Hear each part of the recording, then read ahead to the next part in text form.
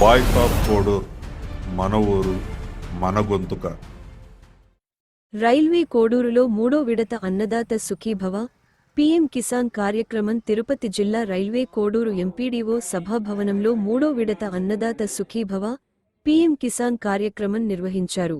ఈ కార్యక్రమంలో తిరుపతి జిల్లా కలెక్టర్ వెంకటేశ్వర్, కూడా చైర్మన్ ముక్క రూపానందరెడ్డి, కూటమి నాయకులు మరియు రైతులు పాల్గొన్నారు. ఈ సందర్భంగా కలెక్టర్ వెంకటేశ్వర్ మాట్లాడుతూ రైతుల సంక్షేమం కోసం రాష్ట్ర, కేంద్ర ప్రభుత్వాలు కలిసి సంవత్సరానికి 3 విడతలుగా మొత్తం 20,000 రూపాయలు ఆర్థిక సహాయం అందిస్తున్నాయని తెలిపారు. రైల్వే కోడూరులో హార్టికల్చర్ పంటలు అధికంగా సాగు చేస్తున్నారని, ఈ పంటలను అభివృద్ధి చేసి రైతుల ఆదాయం పెంచేందుకు రాష్ట్ర ప్రభుత్వం ప్రత్యేక చర్యలు చేపడుతోందని అన్నారు. ఇప్పటివరకు 5 ఎకరాల లోపు ఉన్న రైతులకు డ్రిప్ సేద్యానికి 90% రాయితీ ఇస్తున్నామని, 5 ఎకరాలకు పైగా ఉన్న రైతులకు కూడా అదే రాయితీ అందించే విషయాన్ని రాష్ట్ర ప్రభుత్వ దృష్టికి తీసుకెళ్తామని తెలిపారు. బొప్పాయి పంటకు గిట్టుబాటు ధర వచ్చేలా వ్యాపారస్తులతో చర్చలు జరుపుతున్నామని చెప్పారు. అలాగే బిందు సేద్యాన్ని ప్రోత్సహిస్తూ డ్రోన్ల ద్వారా పంటలకు మందులు పిచికారీ చేసే విధానాన్ని రైతులు ఉపయోగించుకోవాలని సూచించారు. ఇక్కడికి వచ్చిన రైతులందరికీ నమస్కారాలు తెలియజేసుకుంటూ, ముఖ్యంగా మన ప్రియతమ నాయకుడు మన ముఖ్యమంత్రి చంద్రబాబు నాయుడు గారు ఈ సందర్భంగా ఆయన కృతజ్ఞతలు తెలియజేయాలి. ఎందుకంటే తిరుపతి జిల్లాలో రైల్వే కోడూరు కలిపినందుకు జీవితంలో రైల్వే కోడూరు ప్రజలు మన ముఖ్యమంత్రి గారిని మర్చిపోరు సార్. ఎందుకంటే ఎంత ఉపయోగం ఉందంటే రైల్వే కోడూరు తిరుపతి జిల్లాలో చేర్చినందుకు ఒక ఇండస్ట్రీస్ కానీ, ఒక యూనివర్సిటీస్ కానీ, ఒక కాలేజీలు కానీ, ఒక ఓడరేవులు కానీ, ఒక ఎయిర్పోర్ట్ కానీ, ఒక అన్నిటికంటే మించి తిరుమల వెంకటేశ్వర స్వామి పాదాల చెంతకు మన ప్రియతమ ముఖ్యమంత్రి నారా చంద్రబాబు నాయుడు గారు రైల్వే కోడూరు చేర్చినందుకు మరొక్కసారి ఆయనకు కృతజ్ఞతలు తెలియజేసుకుంటున్నా. ఈ సందర్భంగా అంతకు మించి ఈరోజు మన తిరుపతి జిల్లాకు మన కలెక్టర్గా వెంకటేశ్వర సార్ రావడం ఉండడం అనేది చాలా మా రైల్వే కోడూరుకి చాలా చాలా చాలా మంచి జరుగుతుందని సందర్భంగా తెలియజేసుకుంటున్నా. ఎందుకంటే సార్ 2 సార్లు కలవడం జరిగింది. ఏది కూడా పాజిటివ్ ఆలోచన చేస్తారు సారు. 10 మందికి ఉపయోగపడే విధంగా ఏదైనా చేయాలనేది ఆయన మాటల్లో నాకు కనిపించింది. తప్పకుండా రైల్వే కోడూరుని అన్ని నియోజకవర్గాల కంటే సార్ 20 సంవత్సరాల నుంచి మా నియోజకవర్గం అభివృద్ధికి నోచుకోలేదు సార్. దయచేసి మీ ఆశీర్వాదంతో రైల్వే కోడూరుని అభివృద్ధి చేసుకోవాలని చేసుకుంటామని మా ప్రజలందరికీ చెప్పినారు సార్. ఆ నమ్మకం మాకుంది. దయచేసి ఏదైనా కూడా మీరు హెల్ప్ చేయాల్సిందిగా, మీ ఆశీర్వాదం కావాల్సిందిగా మనస్ఫూర్తిగా కోరుకుంటూ, ఈ సందర్భంగా రైతులకు ఎన్డీఏ గవర్నమెంట్ చేస్తున్న మేలు జీవితంలో మర్చిపోలేము. ఏ కార్యక్రమం ఉన్నా మనము గవర్నమెంట్ ద్వారా చేసుకున్నాము. మన కలెక్టర్ గారు ఉన్నారు కాబట్టి అందరికీ మరొకసారి కృతజ్ఞతలు తెలియజేసుకుంటూ సెలవు తీసుకుంటున్నాను. నమస్తే. నాగరాజు గారికి, state green and beautification chairman Shri Ramesh గారికి, శ్రీధర్ గారికి, తాతంశెట్టి నాగేంద్ర గారికి, అదేవిధంగా అధికారులకి, మరియు ముఖ్యంగా ఇక్కడికి వచ్చేసినటువంటి రైల్వే కోడూరు నియోజకవర్గ ప్రజలందరికీ కూడా నమస్కారం. మనందరికీ తెలిసిందే, గౌరవ ముఖ్యమంత్రి గారు రైతుల అభివృద్ధి కొరకు, వారి సంక్షేమం కోసం ప్రతి సంవత్సరం కేంద్ర రాష్ట్ర ప్రభుత్వాల నిధులతో సుమారుగా 20,000 రూపాయలని 3 విడతల్లో విడుదల చేసే విధంగా సూపర్ 6లో భాగంగా కార్యక్రమాన్ని రూపొందించారు. దాంట్లో భాగంగానే ఇదివరకే 14,000, మొదటిగా 7,000, మరొకసారి 7,000 లెక్కన 14,000 రూపాయలు ఇదివరకే అన్నదాత సుఖీభవ కార్యక్రమంలో భాగంగా 2 విడతల్లో రైతు సోదరులందరికీ కూడా కేంద్ర రాష్ట్ర ప్రభుత్వాలు నిధులు విడుదల చేయడం జరిగింది. ఈరోజు కూడా మిగతా 6,000 రూపాయలు ఈరోజు విడుదల చేశారు. ఆల్రెడీ ఇందాక కూడా ఒక రైతు భూమిలోకి నేను పోయినప్పుడు ఆయన కూడా మెసేజ్ చూపించాడు. ఆయన అకౌంట్కి వచ్చినటువంటి డబ్బులు కూడా ఖాతాలో పడినట్టు మెసేజ్ కూడా వచ్చింది. మిగతా వాళ్ళందరికీ కూడా ఈ రోజు రాత్రి కల్లా ఆయా బ్యాంకుల నుంచి వచ్చినామంటే ఖచ్చితంగా రాత్రి కల్లా కూడా మీ అకౌంట్లో పడే విధంగా కూడా రాష్ట్ర ప్రభుత్వం చర్యలు చేపట్టింది. ఈరోజు మీ అందరూ రైతు సోదరులందరూ కూడా ఆలోచించాల్సింది ఏంటంటే మీ సంక్షేమం కోసం కేవలం అన్నదాత సుఖీభవ అనేది ఒక పెద్ద కార్యక్రమం. అది కాకుండా ఇంకా ఎన్నో కార్యక్రమాలు మనం రాష్ట్ర ప్రభుత్వం చేపడుతుంది. ఈరోజు మన నియోజకవర్గంలో సుమారుగా 80,000 ఎకరాలకు పైగా హార్టికల్చర్ ఉంది. ఏ నియోజకవర్గంలో లేనంత విధంగా మొత్తం కూడా హార్టికల్చర్ ఒకే నియోజకవర్గంలో ఉందంటే అది రైల్వే కోడ్ నియోజకవర్గం చెప్పాలి.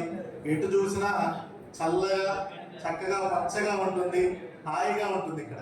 సో దీన్ని మనం ఎట్లా అభివృద్ధి చేయాలి, రైతులకు ఎట్లా ఆదాయం పెంచాలని దాని మీద ప్రత్యేక శ్రద్ధ రాష్ట్ర ప్రభుత్వం చేపట్టింది. ముఖ్యంగా ఇక్కడ మామిడి, పపాయ, అరటి, అదేవిధంగా తమలపాకు ఉంది, అదేవిధంగా మెలన్స్ ఈ మధ్య కర్బూజా కానీ ఇవన్నీ కూడా బాగా ఎక్కువగా పండిస్తున్నారు.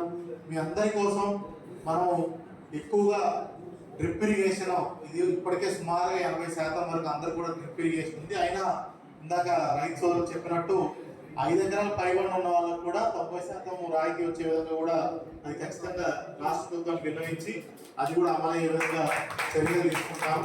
అదేవిధంగా ఈరోజు మనందరం ఆలోచించుకోవాల్సింది ఏంటంటే హార్టికల్చర్ లో ఎంత రాబడి పెరుగుతుందో ఇంకోవైపు రిస్క్ కూడా కొంచెం ఉంటుంది. ఎందుకంటే ఒకేసారి అందరూ అదే పంట వేస్తారు కాబట్టి మధ్యవర్తులతో కూడా కొంచెం అక్కడక్కడ ఇబ్బందులు ఉన్నాయి కాబట్టి. అదేవిధంగా పోయినసారి చూసాము మామిడిది విపరీతంగా పంట వచ్చింది. అట్లాంటి పరిస్థితుల్లో ఇంటర్నేషనల్ మార్కెట్లో మళ్ళీ ఎక్కువగా సేల్స్ లేనప్పుడు అక్కడ పరిస్థితులు బట్టి మన దగ్గర ఇక్కడ ప్రాసెసింగ్ వాళ్ళు కూడా తీసుకోలేని పరిస్థితుల్లో మీ అందరూ గుర్తుంచుకోవాలి, ఎన్నడూ లేని విధంగా రాష్ట్ర ప్రభుత్వం కేజీకి 4 రూపాయలు చొప్పున ప్రతి ఒక్క మామిడి రైతులందరికీ కూడా అప్పటికప్పుడు అనుకొని మీ అందరి ఖాతాల్లో 4 రూపాయలు రాష్ట్ర ప్రభుత్వం హామీగా ఇవ్వడం జరిగింది. అదేవిధంగా అట్లాంటి మళ్ళీ పునరావృతం కాకూడదని మామిడికి ఇంకా మంచి ధర రావాలనే ఉద్దేశంతో ఫ్రూట్ కవర్స్ ఇదంతా కూడా ఇంతకుముందు ప్రోగ్రెసివ్ ఫార్మర్స్ ట్రై చేసిన చోటల్లో కూడా ఈ ఫ్రూట్ కవర్స్ వాడితే ఖచ్చితంగా మంచి రేట్ అయితే ఖచ్చితంగా వస్తుందని ప్రతి రైతు కూడా చెప్తున్నాం.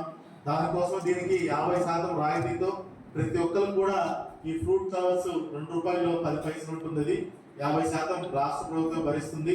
రూపాయికే మీకు వచ్చే విధంగా కూడా మేము అందిస్తాం. ఖచ్చితంగా అందరూ దీన్ని వాడి జాగ్రత్తగా వాడినట్టయితే మంచి ప్రైస్ వస్తుంది. టేబుల్ వెరైటీకి ముఖ్యంగా మనకి 1 కేజీకి ఖచ్చితంగా 35 రూపాయల నుంచి 45 రూపాయలు, కొంతమందికి 50 రూపాయలు కూడా వచ్చిన లాస్ట్ టైం ఇక్కడ రైల్వే కోడ్ వాళ్ళకి వచ్చింది, చిత్తూరు తిరుపతి వాళ్ళకు కూడా అవి వాడిన వాళ్ళకి వచ్చింది. అదేవిధంగా మనకి పపాయ కూడా ఈ ఫ్లై కవరింగ్ కవర్స్ కూడా మనం ఈసారి ఫ్రూట్ ఫ్లై ట్రాప్స్ అంటాం వాటిని, అవి కూడా ఇవ్వడం జరుగుతుంది. ఎవరు ఆందోళన చెందాల్సిన అవసరం లేదు. అది కూడా ఇందాక ఒక రైతు భూమిలో కింద కూడా ఆయన చెప్తున్నాడు, గత సంవత్సరం పపాయికి 5 రూపాయలు కూడా వచ్చిన పరిస్థితి ఉంది. అప్పుడు కేంద్ర రాష్ట్ర ప్రభుత్వం మళ్ళీ కలెక్టర్ ద్వారా ఇంటర్వ్యూని 9 రూపాయలు ఫిక్స్ చేయడం జరిగింది.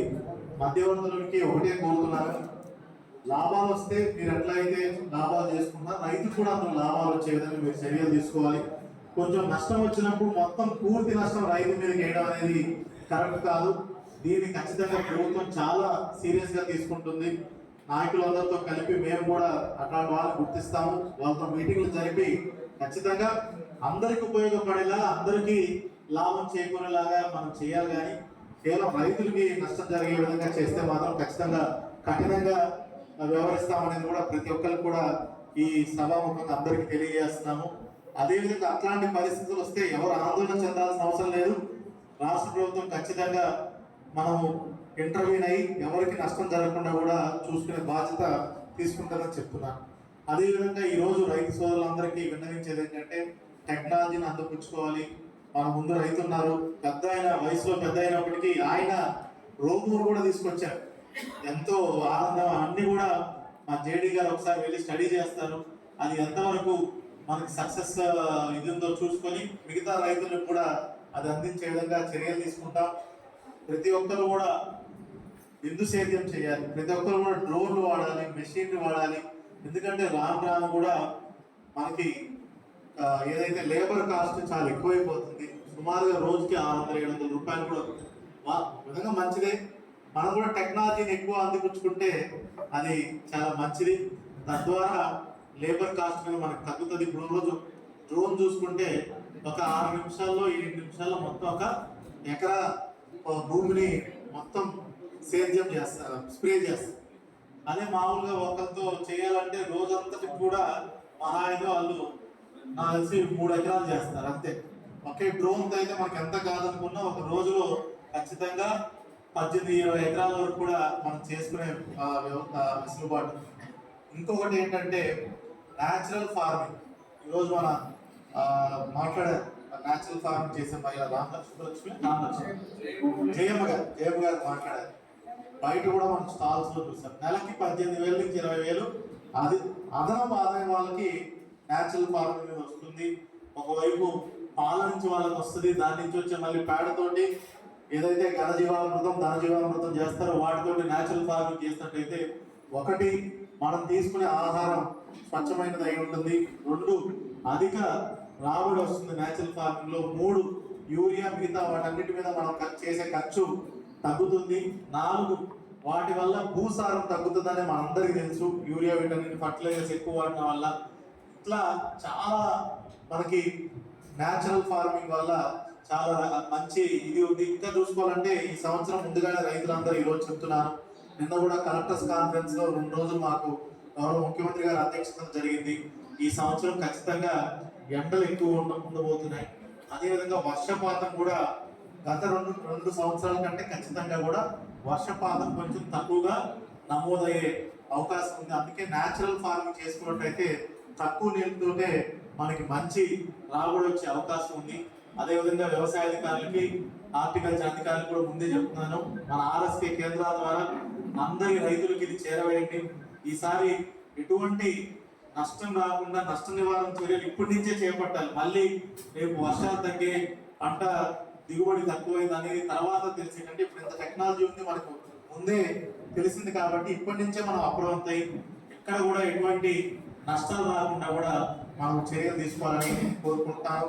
అదేవిధంగా ఇన్ని కార్యక్రమాలు మనం చూసుకున్నట్టయితే ఈరోజు రాష్ట్ర ప్రభుత్వం అన్నిటికీ కూడా రైతులందరికీ కూడా అన్ని రకాలుగా ఆదుకోవాలని ప్రతి అనునిత్యం మీకోసమే ఆలోచిస్తుంది. అదంతా కూడా మనం గుర్తుపెట్టుకొని అదేవిధంగా మీకు ఇంకా ఉన్నటువంటి సమస్యలు చెప్పారు. మన నియోజకవర్గంలో ఏదైతే మార్కెట్ యార్డ్లో కావాల్సినటువంటి ఇన్ఫ్రాస్ట్రక్చర్ ఖచ్చితంగా నేను ప్రొవైడ్ చేస్తానమ్మా. అదేవిధంగా ఫ్రూట్ కవర్లు ఇస్తాము, ఫ్రూట్ ఫ్లై ట్రాప్స్ ఇస్తాము. అదేవిధంగా క్రాప్ ఇన్సూరెన్స్ గురించి మాట్లాడారు, అది కూడా చేపించడం జరుగుతుంది. అదేవిధంగా డ్రోన్స్ అడిషనల్ గా కావాలన్నా అవన్నీ కూడా ఖచ్చితంగా ఇస్తాము. ఒక మంచి హార్టికల్చర్ హబ్గా రాష్ట్రంలోనే కాదు దేశంలోనే మంచి హార్టికల్చర్ హబ్గా రైల్వే కోడని ఖచ్చితంగా తీర్చిదిద్దుతామని నాయకులందరి సపోర్టుతో, రైతులందరి సపోర్టుతో ఖచ్చితంగా అధికార యంత్రాంగం కూడా మీకోసం పనిచేస్తుందని మరొకసారి సెలవు తీసుకుంటూ జై కిసాన్, జై జవాన్.